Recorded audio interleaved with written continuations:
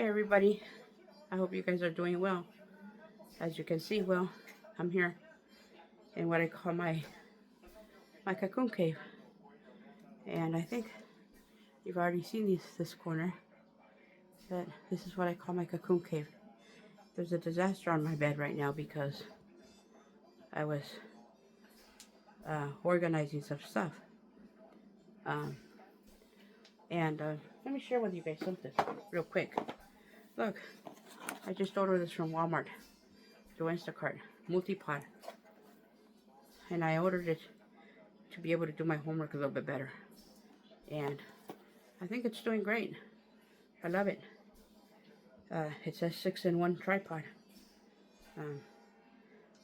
It works out good. Anyway, I've been debating on what to share with you guys and what story to share with you guys. And I think I'm going to share with you guys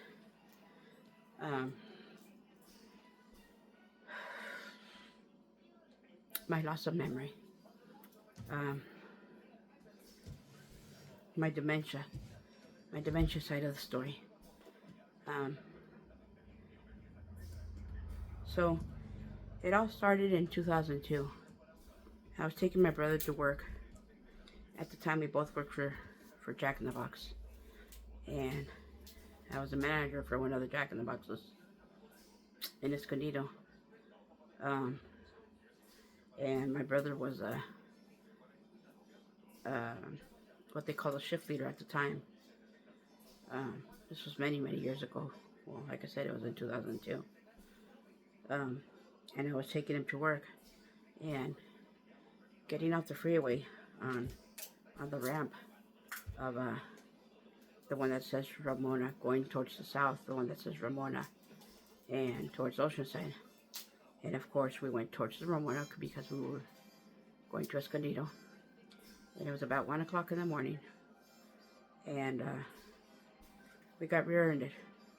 We got rear-ended over 100 miles per hour. It was a miracle that we made it. I understand, and later I learned that because I was driving a stick shift car, I put pressure on the clutch versus the brakes, because I was getting ready to make a right-hand turn. I was actually stopped at a red light and preparing to make a right-hand turn. And when I saw through the rear mirror that there's two cars that were coming parallel to each other towards our direction from behind us, and at the speed that they were going, when I saw him, I knew that they weren't going to stop. So I remember my brother was taking a nap while we made it to the restaurant. And I remember putting my hands over him and calling him out and saying, "Hold on, they're going to hit us." And this accident damaged my entire left side. The main nerve that goes from behind my neck, my cervical, and all the way down to the tip of my toes, my ankle, my foot, my entire left side. And my left side, ever since then, it has been weaker. And working for Jack in the Box, sometimes I was at the drive-thru assisting whoever was there, the cashier that was there at the time. And I probably 2 or 3 weeks later, it was interesting because the symptoms of the car accident, the effects of it I didn't feel them immediately. I started feeling them about 2 or 3 weeks later. And it was a number of things. With the clutch, of course, I damaged my left foot, my left leg, my knee. With my waist, I jammed the seat, and because I held on to the steering wheel, I damaged my left arm, or my left hand. And with the major whiplash, of course, I damaged the main nerve, as I mentioned before. And one of the first reactions was that I lost my cycle. I lost my menstrual cycle. And that one actually went away for 4 years. I couldn't believe it because I was always on the spot. I was always on time. And about 3 weeks later, to a month later, I started losing sensitivity to my left hand. And the way I noticed it is that I dropped things. I would hold on to things, then I would drop them. For instance, when I would hand out drinks through the drive-thru window, I would drop them before I handed them to the client. And finally, the other manager said, Jackie was her name, said, Maggie, because of that car accident, I think it's time for you to go check yourself. It might be side effects from the car accident. And sure enough, they were. All the nerve damage that I internally got because of. And I don't know, I can't say exactly, but it must have been about a month and a half after the car accident when I lost my memory. And I'm going to share with you exactly what I was doing and how I came back from limbo. Exactly what I was doing as well. So I was taking a shower, and we lived in Vista at the time in a 2-story apartment. We were on the 2nd floor, of course, and I was had roommates with my brother and his friend. Well, his friend Obi and my brother Armando had left to LA for the weekend to party or to have fiesta, what have you. So I was alone at the apartment at the time. And apparently I decided to take a shower. So I went in the shower and I started feeling weird when I was taking a shower. I don't know. I don't even recall having a headache or anything like that. I just remember feeling different while I was scrubbing my head with my shampoo. And I don't even remember if I rinsed off well enough or not. But I do remember that I got out of the shower and I put on a robe. And the robe was mint green. And I remember coming out and sitting on the couch next to the phone.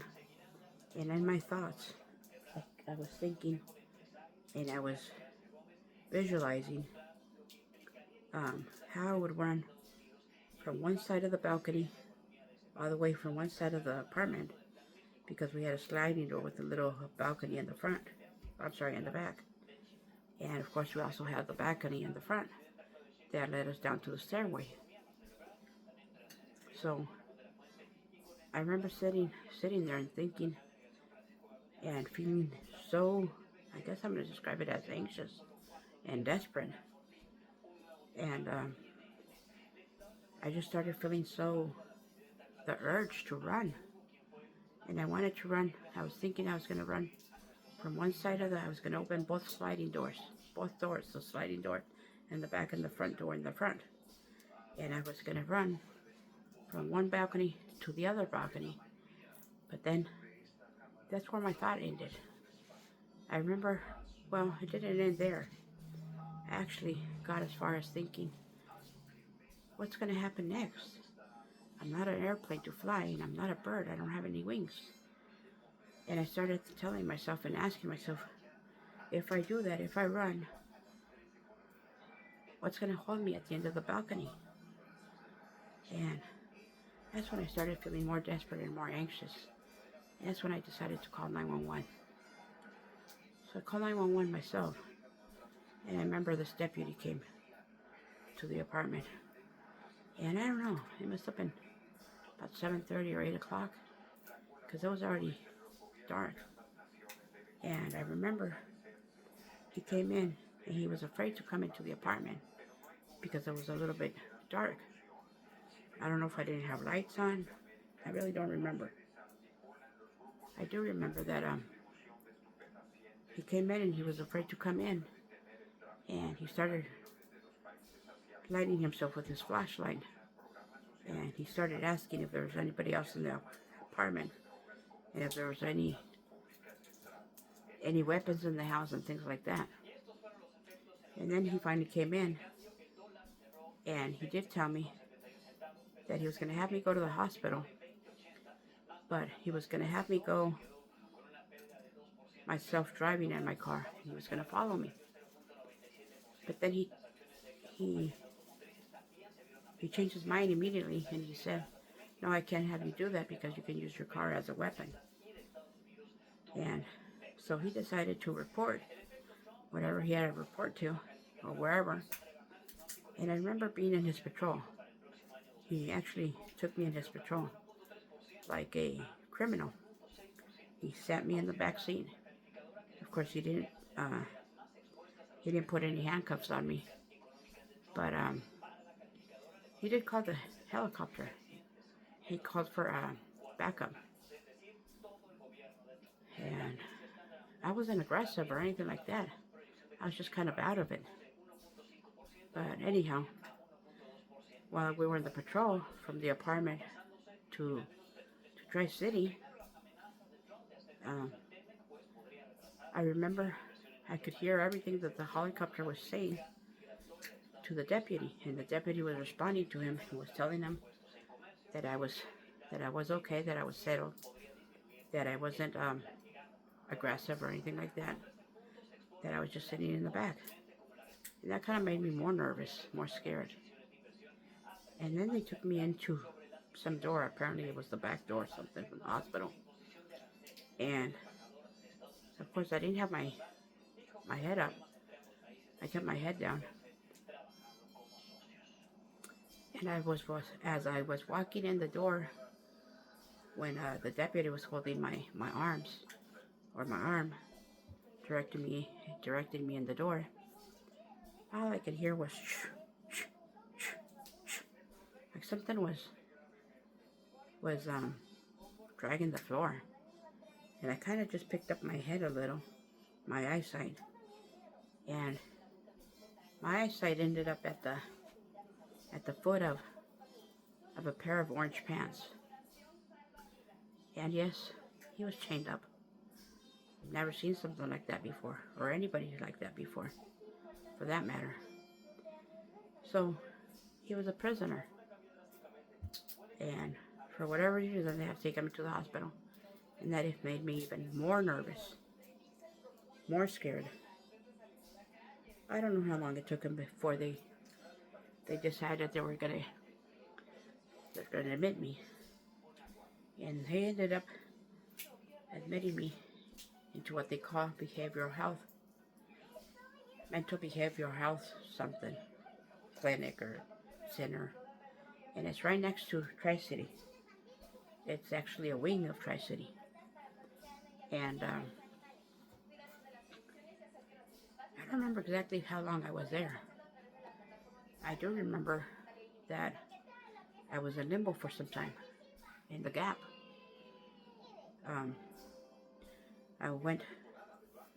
I mentally crossed over the Gap, and I stayed on the other side, completely in white. My mind was completely white. I didn't know a thing. I don't even remember how I remember my name, or if I did. There's a few things I remember from there. I do remember and this is going to sound maybe too explicit, but I feel like it's an important detail to tell you guys. Well, I ended up getting my cycle the next day while I was there, or something like that, a couple of days later, I don't know. And I was so shy At the time, I didn't want to tell the nurses, but I didn't have a choice. I knew I had to. I went to the counter and I told the nurses really quietly what had happened.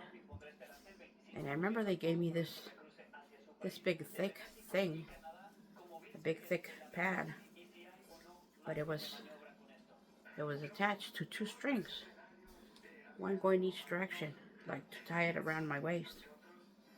And she told me, this is for you to tie it around your waist. So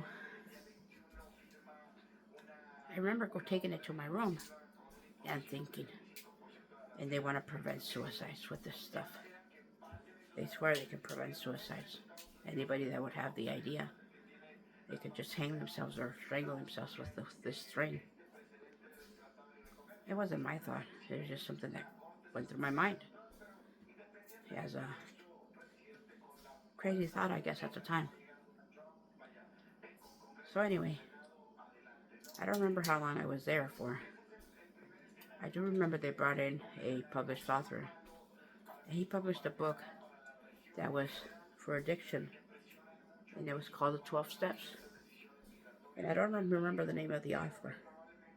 I do remember he was African American.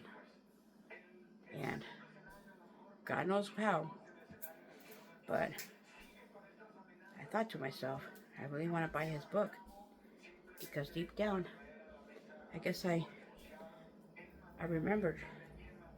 I still remember that my unconscious remember that one day I wanted to publish. That was already in my thoughts. I thought about it when I was 12. It's a plan that I had made. So anyhow, I remember coming to him and telling him that I really wanted to buy his book. I don't know how I was going to pay for it. No idea. No clue. And the next day, he was with us again. It was like he was a coach for some time with us. Every day for a couple of days, 2 or 3 days, I don't know. And I also remember they used to take us out to the patio, to the lawn, and they used to have us play with the dog. A nice collie. Very nice dog. And I guess that was therapy for us. Playing with the dog. So, I remember this gentleman. He was, we were having breakfast one day at the table. And anyway, he did give me his book. He ended up gifting me his book. He autographed it and he wrote a message on it. And he did come to me the next day and said that he knew that I really wanted the book and that I was really interested in it. And that because of that, he was going to gift me the book. So anyhow, I remember the next day, I don't know, next few days, we were having breakfast in the dining room. And it was one of those long tables, 6-footer maybe. And it must have been between, I don't know, 6 or 7 people at the table, including myself and this gentleman. And he was on one of the ends of the table in the front. And I remember he was eating his oatmeal. It was really dry, almost like eating granola, but it was oatmeal with raisins and stuff. And he was kind of built. You could tell that he was a sport guy. He did weights and stuff. He wasn't really big. He had a decent body type. Anyway, that's when I came back to reality. That's when I came back from limbo. I remember looking at all the other patients, and some of them were drooling with all the respect that they deserved. I realized that they weren't like me, and like I said, a couple, 2 or 3 were drooling, and some of them had speech deficiency or speech problems. And maybe they have Down syndrome, or they had, oh God, what's the other one? God, I can't recall it. I'm sorry. I'm talking about dementia. Anyway, that's when I came back to Limbo. And I remember telling myself, I need to act good. I need to behave, and I need to act like I'm normal. Otherwise, they're not going to stop giving me this medication, all these drugs. And I'm going to be like these people. I'm never going to get out of here. So, I did. I started in my best behavior, I guess. And I started acting like I would have thought a normal person. And I remember I went back to the counter and I addressed to them that I was recovered and it was time for me to go home.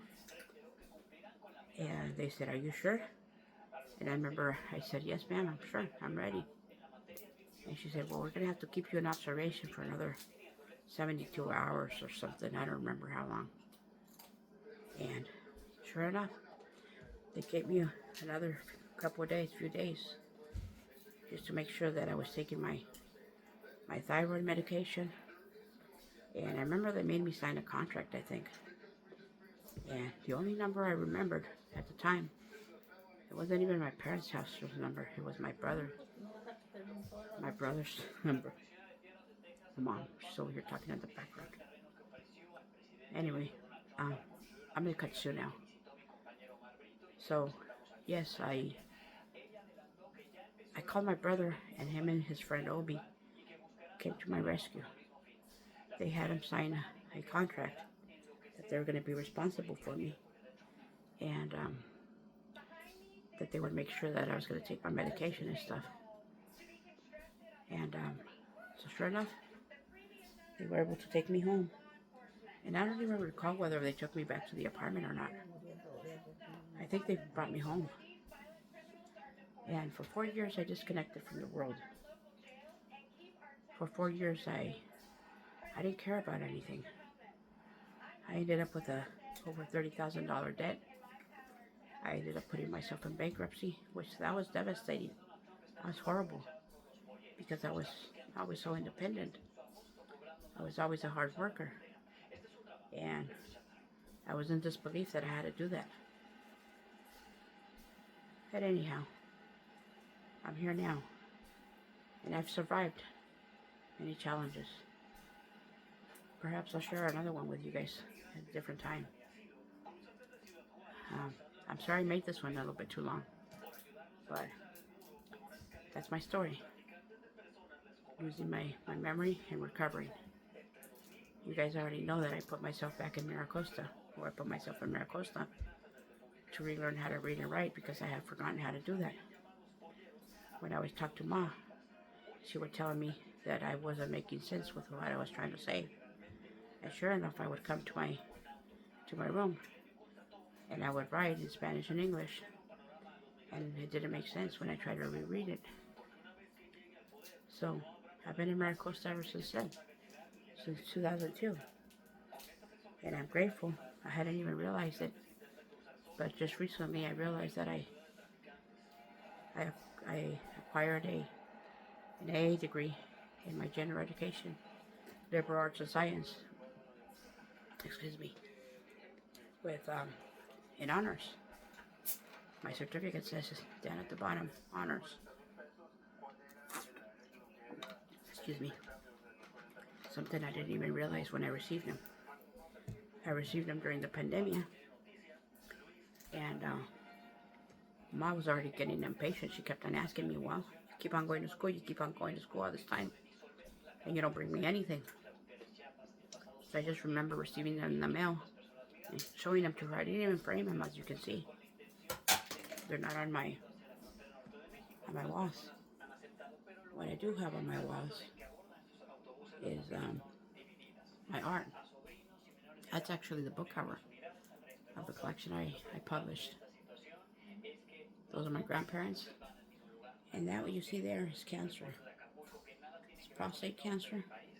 and it's bladder cancer. I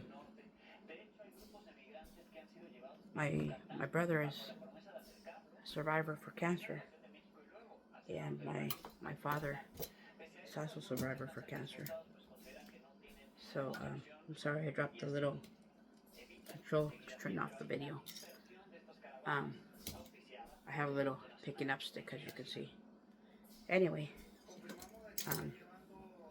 I just want to finish up with this positive note. God willing, I'll be graduating from Miracosta with 2 AA degrees and 3 certifications. I was able to accomplish a CNA certification, which you guys already know. I think some of you guys already know. I did CNA and I did hospice for many years. So, God willing, I'm walking out, like I said, with 2 AA degrees and with CNA certificate and home health aid, which allowed me to do hospice, and with a photography certificate. And Maricosta has been great with me. It became my second home. Yes, it became my second home. Thank you, Maricosta. Thank you, Professor Rita Esmeralda.